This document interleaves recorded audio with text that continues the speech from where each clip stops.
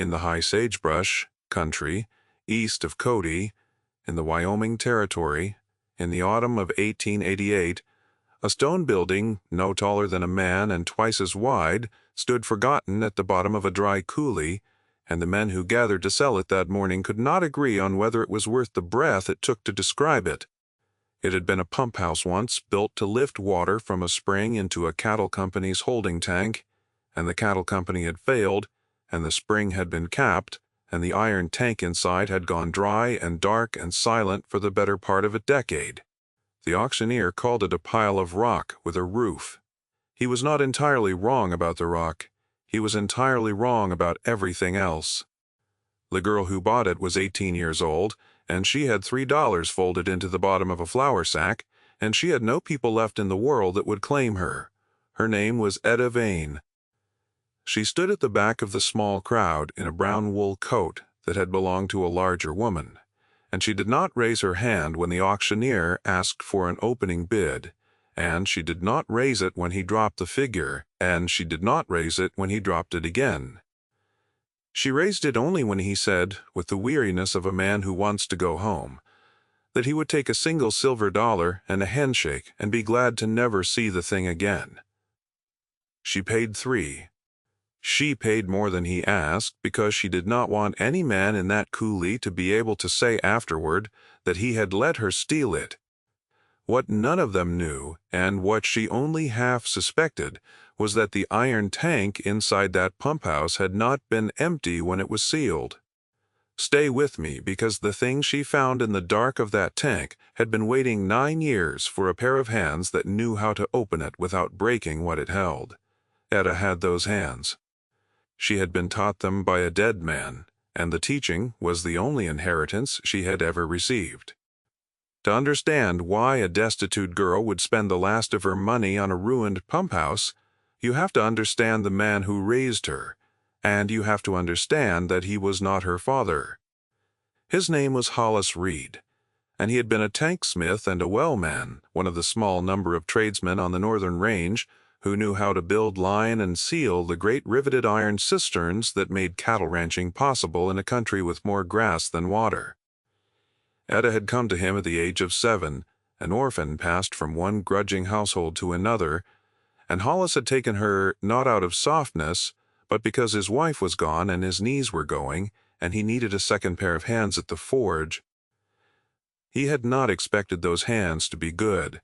By the time Etta was 12, they were better than his. He taught her the way a careful man teaches, by making her do a thing wrong, until she understood why it was wrong, and then making her do it right 100 times until her body knew it without her mind. He taught her to read iron the way other people read weather. A riveted seam, he told her, will tell you everything about the man who set it, whether he was patient or in a hurry, whether he feared the cold or respected it, whether he meant the thing to last or only to pass inspection. He taught her that the most important part of opening a sealed tank was not the opening but the listening, the slow tap along a seam with the back of a small hammer, the way the sound changed from a live ring to a dead thud when you crossed from sound iron into rust or into a void where something had been packed against the wall. Listen first, he said. The tank will tell you where it is hurt and where it is hiding something. Cut where it tells you and nowhere else. Hollis Reed died in the spring of 1888 of a cough that had been with him 2 winters, and he left Etta his tools and nothing else, because there was nothing else. The shop was rented, the debts ate the rest. She rolled his hammers and his cold chisels and his seam files and his short curved tank knife into a length of canvas, and she rolled his leather apron around that, and she walked out of the only home she remembered with a bundle on her back and $3 she had earned herself. And for 2 months she looked for work that no one would give a girl who claimed to be a tank smith. They laughed at her in 3 towns. In the 4th, a liveryman told her about the auction at the old coulee, and he told her about it as a joke, the way you would tell someone about a fool selling air. Etta did not hear a joke. She heard the word tank, and she heard the word sealed, and she heard that no one had been inside it in 9 years, and something in her went very still and very awake. She had one more reason, and it was the reason she told no one. She had known the name of the company that built that pump house, because Hollis had spoken it once, near the end, in the loose, unguarded way of a sick man returning to old grievances. The company was the Sweetwater Land and Cattle Concern, and the man who had run it was named Asa Crane, and Hollis had said, staring at the wall, that Asa Crane had cheated better men than himself out of more than money, and that the proof of it had gone into the ground with the company. Etta had not understood him. Then she understood now that he had set into the ground and that he had been a tanksmith, and that a sealed iron tank is the nearest thing the frontier has to ground that does not rot. The crowd dispersed from the coulee that morning with the particular cheer of men who have watched someone make a mistake they themselves were too wise to make. The auctioneer counted her $3 twice, as if the second count might reveal them to be buttons. One of the cattlemen, a heavy red-faced man named Dolph Searle, who had come hoping to buy the stone cheap for a foundation, told her she had bought herself a tomb and that she was welcome to lie down in it. He laughed at his own remark.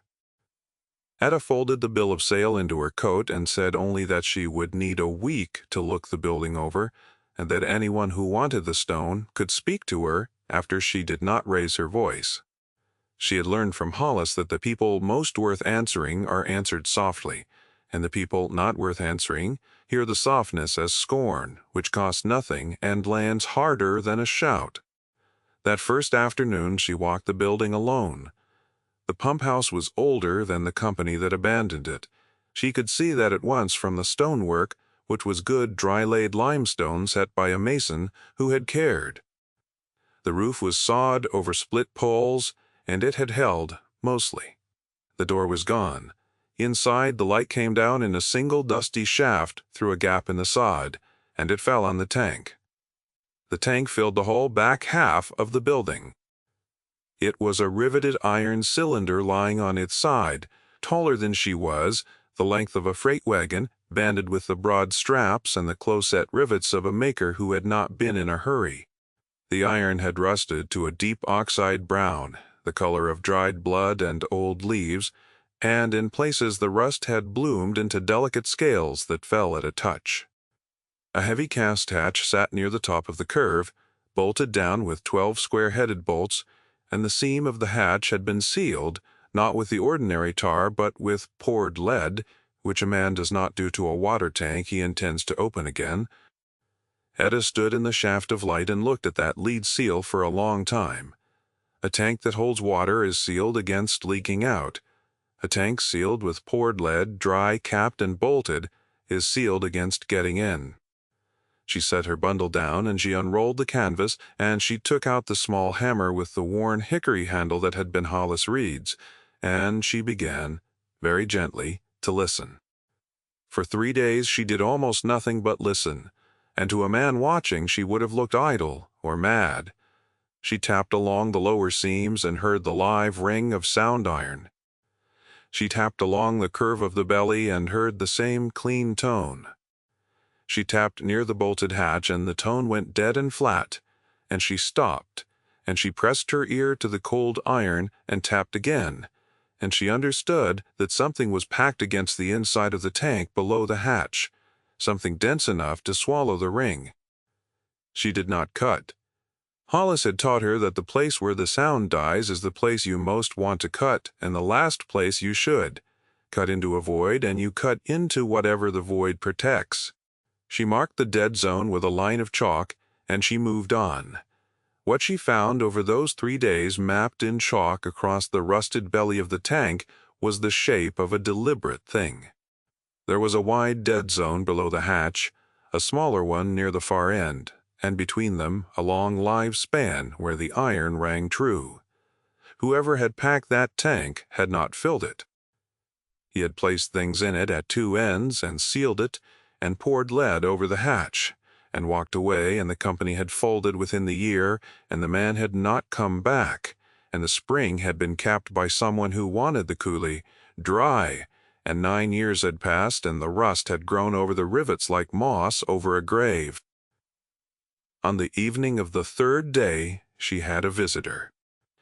He came down the coulee on an old gray horse, an old man himself, lean and stooped, with a white mustache stained yellow at the lip from a pipe, and he sat his horse at the edge of the light and watched her tap the iron for a while before he spoke.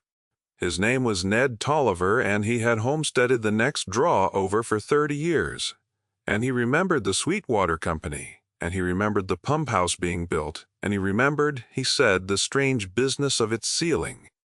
They built it to water the holding pens, Ned told her, swinging down stiff from the saddle. Then the company started to come apart, slow at first, and then all at once the way they do. And one night near the end, Asa Crane had a wagon brought down to this coulee, and his own men turned back at the rim, and only Crane and his tanksmith went down to the building, and they were there till near dawn. And in the morning the tank was sealed, and the smith was paid off and sent east on the first coach. And within the month the spring was capped, and the company was bones. Ned tamped his pipe and looked at the lead seam. Folks said Crane hid his money in there ahead of his creditors. Folks dug at it, years back. Could not get in without splitting the tank, and splitting it is a week of work and a wagon load of tools, and nobody was sure enough of the money to spend the week, so it sat. He looked at her. You aimed to split it. Etta said she did not aim to split it, she aimed to open it. There was a difference, she said, and the difference was the whole of her trade. Ned Tolliver studied her then with the frank attention of an old man who has stopped being polite about staring. He asked her who had taught her. She said, "Hollis Reed." The old man's face changed. He said he had known a Reed, a tank man, years back, a good hand. And Etta said it was the same, and that he was dead now. And Ned took off his hat for a moment, not for the dead man he had barely known, but for the fact of a good hand gone, which on the frontier was a loss felt past the circle of family. Then he put his hat back on and said that if she meant to open it and not split it, she would want a second pair of hands and a fire and a windbreak, because the nights were turning, and he had all three a half-mile up the draw. He did not say it warmly. He said it the way the country offered most of its kindnesses, as a plain fact about what was needed, leaving her free to take it or not. She took it. I want you to notice something here, before the work begins in earnest, because it is the heart of why a story like this one is worth your evening. Everyone who had stood in that coulee saw a ruined tank and a foolish girl. One old man, watching her listen to iron, saw a tradeswoman and offered her a fire. The whole of the difference between them was attention. And attention is the one thing the world hands out for free, and the one thing almost no one spends. Now back to the tank. The opening took 11 days, and Etta kept a tally of them with a nail scratch on the doorframe, because Hollis had taught her that a job you cannot measure is a job you will rush. The lead seal had to come first, and lead is soft and slow and unforgiving, because a chisel driven too hard skates and gouges the iron beneath, and the iron beneath was the thing she meant to save. She warmed the lead with a small fire banked against the hatch in an iron pan, just enough to soften it without running it, and she lifted it away in long gray curls with the curved tank knife, and under the lead she found the bolt heads furred orange with rust, 12 of them, square and stubborn. Each bolt was its own small war. She could not simply turn them because 9 years of rust had welded the threads, and force enough to break the weld would shear the head and leave the shank locked forever in the iron. So she did what Hollis would have done. She soaked each bolt for a day in a mixture of lamp oil and rendered tallow, working it into the threads with a feather, and then she heated the bolt head, not the iron around it, with a tightly wrapped iron rod drawn red in Ned's forge and pressed against the head until the bolt itself swelled and cracked its own rust from the inside, and then, wad, in the narrow moment before it cooled, she turned it. Some came in a single turn.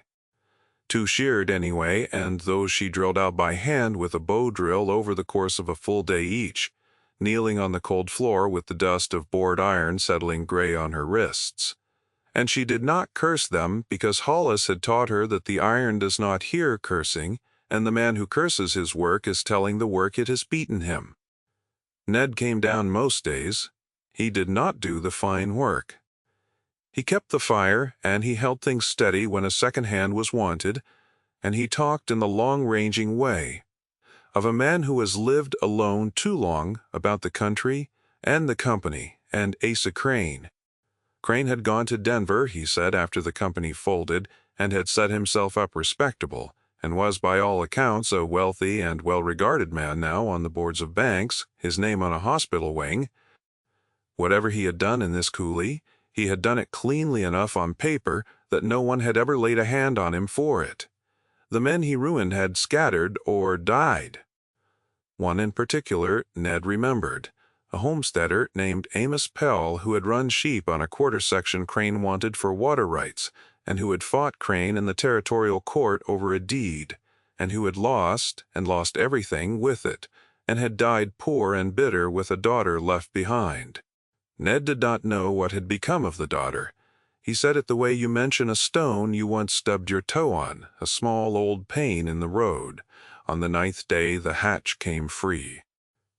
It came free all at once, after so many days of refusing, the last bolt turning with a groan and the heavy cast plate sagging on its corroded hinge, and a breath of air came out of the tank that stopped Etta where she knelt. It was cold, far colder than the autumn evening, the held cold of a sealed iron vessel that no sun had touched in 9 years, and it carried a smell that was not rot and not damp, but something dry and mineral and old, the smell. She thought of time itself kept in a closed box. She did not reach in. She sat back on her heels and let the tank breathe, because Hollis had told her once that a sealed thing newly opened is owed.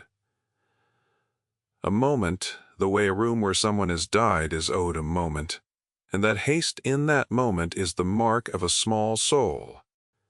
Then she took up a lantern, and she leaned into the dark, and she saw what 9 years had kept below the hatch.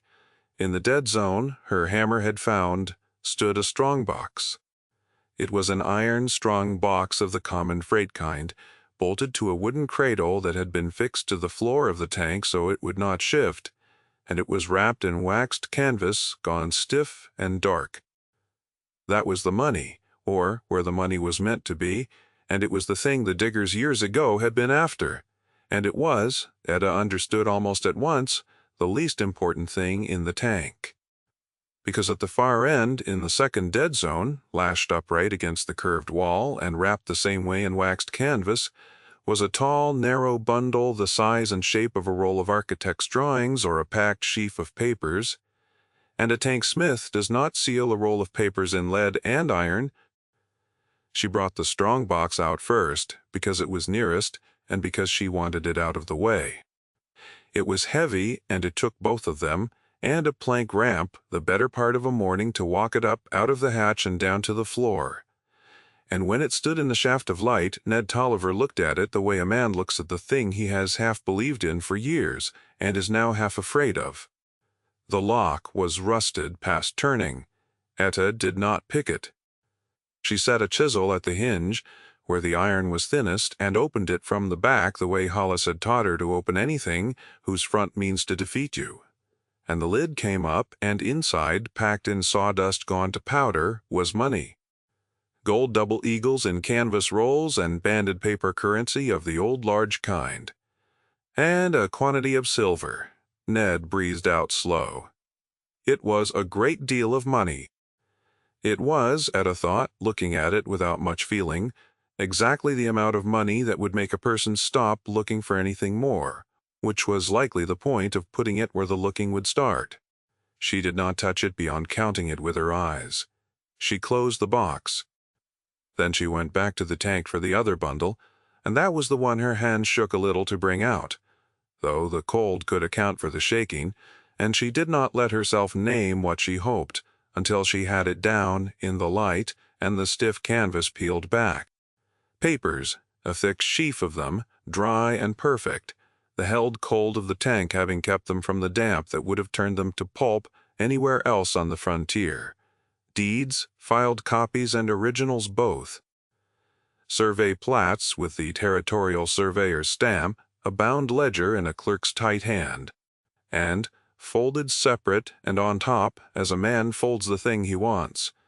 Found first, if it is ever found at all, a set of letters in two different hands, tied with a faded ribbon that Etta read slowly in the failing light while Ned held the lantern and did not ask. What the papers held was the true shape of Asa Crane, and it was uglier and more careful than money. Crane had not merely outbid or outlasted the men whose land he took. He had forged them. The ledger recorded in the methodical hand of a man keeping books for his own later safety, a system of false deeds and altered survey lines and bribed filings stretching across 11 years in a dozen quarter sections, every one of them turning on water, every one of them taking a homestead that sat on a spring or a creek and rewriting its boundaries so the water fell inside Crane's line. The original deeds, the true ones, the ones Crane had needed to make disappear so his forgeries would stand unchallenged, were the very papers in Etta's hands. He had not burned them. A careful man does not burn the evidence that protects him from his own partners. He had hidden them, sealed them in iron with the money as a decoy, and meant to retrieve them or leave them buried forever, and the company had died faster than his plan, and the coolie had been capped, and the thing had waited.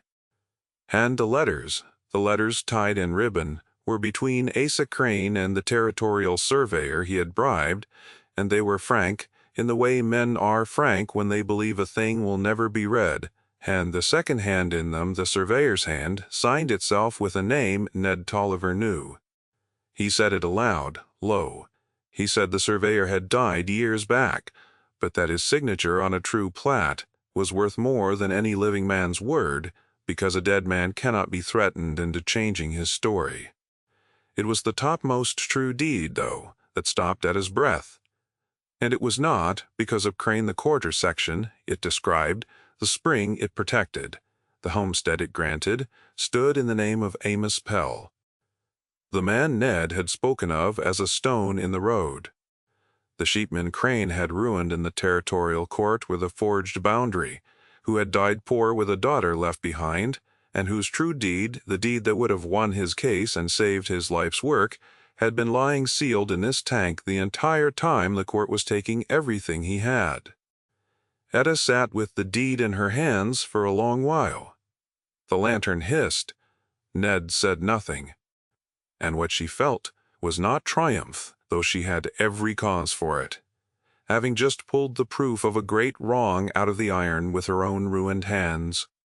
What she felt was the particular grief of arriving with the truth too late for the man it would have saved, and the harder resolve that came in behind the grief, which was that there was a daughter, and the daughter was not too late. Here is where another kind of person, finding a fortune in gold sealed beside the proof of an old crime, would have made a different choice. And the frontier was full of people who would not have judged her for it. The money was unmarked. The company was dead. Crane was far away in Denver, and would never know the tank was opened unless she told him. She could have taken the gold and burned the papers and walked out of that coulee a woman of means with no one left alive to say the money was not hers. Etta thought about it. She was honest with herself about thinking about it, because Hollis had taught her that the person who pretends never to have been tempted is the person you should never trust with a key. She thought about $3 in a flour sack and 2 months of doors shut in her face. Then she folded the deed back into the sheaf, and she made her decision, and the decision was the spine of everything that followed. The money was not hers. The papers were not hers either. They belonged, both of them, to the people Asa Crane had robbed, and the nearest of those people with a name and a face was a daughter somewhere, who had grown up poor because a deed had been sealed in iron instead of filed in a courthouse. Etta would find her, and she would not take the gold to Crane and trade it back to him. For her silence, which is what a clever and cruel person would have done, and which would have made her in the end only a smaller Crane. She would bring the papers to the light and let the light do to Crane what light does, and she would see the gold return to the hands it had been stolen from, every double eagle of it keeping for herself only the $3 she had paid for the building and the wage of her 11 days, because a tradeswoman is owed her wage and nothing more. Finding Amos Pell's daughter took most of the winter, and it is a quieter chapter than the opening of the tank, but it was its own kind of labor, and Etta did it with the same patience. She did not go to the law first, because the law in the territory had Crane's name on too many of its papers, and his money behind too many of its men, and a girl with a sack of deeds walking into the wrong office might find the deeds vanished and herself called a thief. She went instead to the one authority she trusted, which was the trade. She wrote to tank smiths and well men and freight clerks, the network of working hands that stretched along the rail lines, men who had known Hollis Reed and would answer a letter signed with his name behind hers, and she asked after the Pell family, the way you trace a flaw back through a batch of iron, one connection at a time.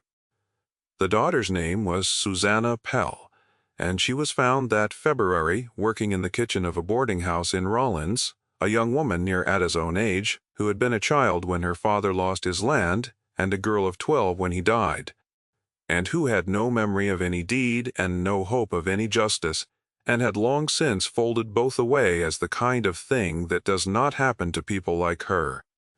The reply that traced her had come from a freight clerk who had carried Pell's furniture out of the lost house in a single light wagon because there had been little to carry, and who remembered the girl walking behind the wagon and not crying, which he said had been worse to watch than crying. Etta rode 2 days through wind that came off the snow with a edge like a file to reach the town, and she found the boarding house by its chimney smoke before she found it by its sign. When Etta came to the boarding house and asked to speak with her, Susanna assumed she had come about kitchen work, and wiped her hands on her apron, and asked whether the lady wanted a room or a meal, in the flat practiced courtesy of someone who had learned that strangers rarely came bearing anything but more to do. Etta said she wanted neither. She asked Susanna to sit. There was a long scrubbed pine table between them, marked pale at one end where years of knives had cut bread, and Etta laid the true deed on it and turned it so the writing faced the other woman, and she explained, slowly, in the plainest words she had, what it was and where it had been, and how long it had waited, and what it meant. Susanna did not weep and did not shout. She looked at the paper for a long moment without touching it, the way a person looks at a face they have not seen since childhood and is not yet sure they trust. Then she put her flour-dusted hand flat on the deed, fingers spread as if to feel through the paper whether it was real, and she said in a voice gone very careful and very low that her father had sworn to his death that the deed had existed, and that no one in any office in the territory had believed him, and that toward the end she had half stopped believing him herself, which was the thing she had never told a living soul and could not forgive herself for. She said the worst thing Crane had taken from them was not the land, and not the sheep, and not the house. It was her father's name as a truthful man, which had died with him and been buried as a lie. Now you have it back, Etta said. That is the first thing, the land is the second. And she did not reach across the table to comfort her, because she judged that this was a woman who would rather not be touched while she was holding herself together, and in that judgment, as in the iron, Etta was right. The undoing of Asa Crane did not happen in a courtroom with Etta pointing across the room at a cornered villain, because that is not how such things truly end, and it is not the kind of ending this country grants. It happened in paper, slowly, the way Crane himself had worked, and there was a justice in that he would not have appreciated. Etta and Susanna brought the deeds, and the ledger, and the ribboned letters to a lawyer in Cheyenne, a careful man named Whitfield who had no love for Crane, and a long memory for the families Crane had broken, and Whitfield did not bluster or threaten. He simply filed, He filed the true deeds against the forged ones. He entered the dead surveyor's stamped plats into the record beside the altered lines. He published in the territorial papers a plain notice that the original Pell deed had been recovered and authenticated, and he let that notice do its work, because once one forged boundary was shown to be forged, every man Crane had ever beaten in court came forward with his own old grievance. And the weight of them together was more than any amount of money in Denver could hold down. Asa Crane was never arrested, and Etta never saw his face.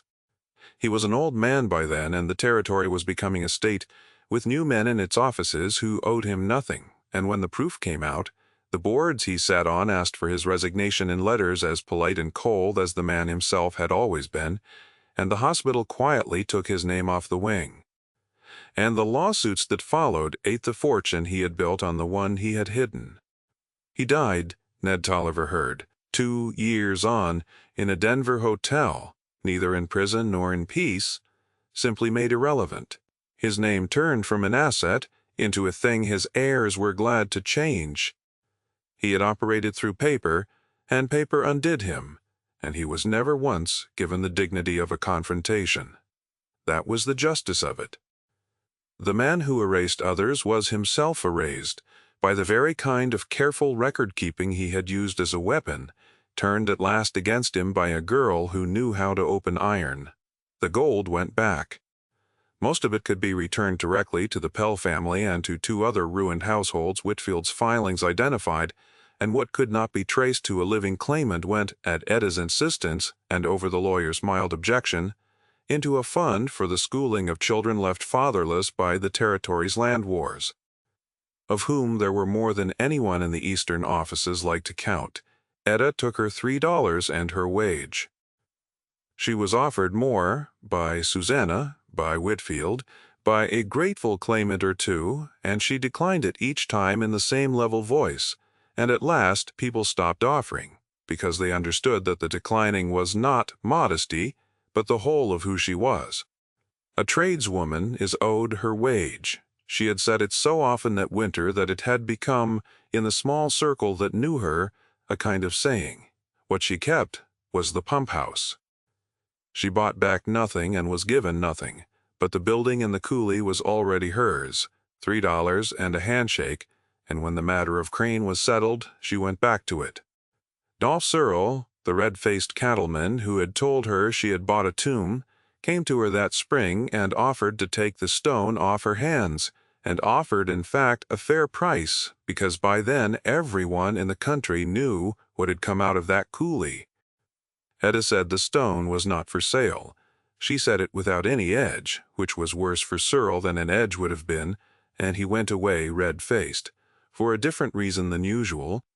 The doubters of that first morning came around, most of them, in the slow, grudging way of people admitting they were wrong, which is to say they stopped mentioning it, and began to nod to her on the road.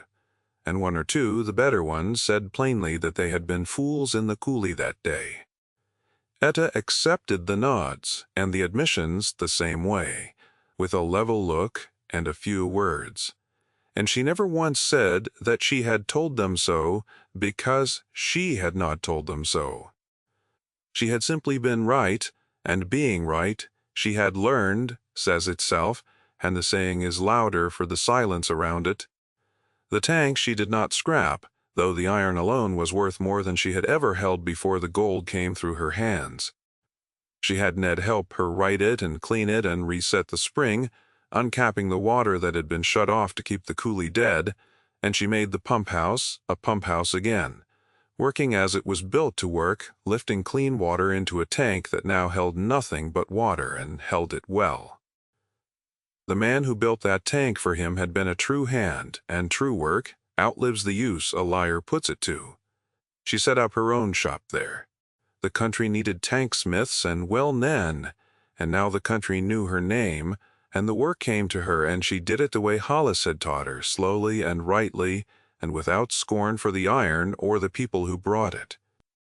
Susanna Pell, her father's land restored and the boarding-house kitchen behind her, came out that summer and stayed, not as anything the old false files of this country would have a word for, but as the person who shared the work and the fire, the two of them building a life in the coulee that had been meant to stay dead. Ned Tolliver lived 4 more years and spent most of his evenings on a chair by their door, telling the same stories to anyone who came for water, and when he died, they buried him on the rise above the spring where a man who had offered a fire to a girl listening to iron could lie in sight of the work that fire had made possible.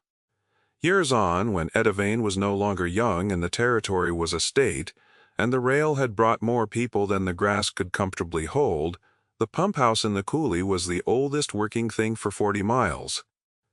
And people who had forgotten or never known its story simply knew it as a good cold spring with a stone house and an old iron tank and a woman who could open anything sealed.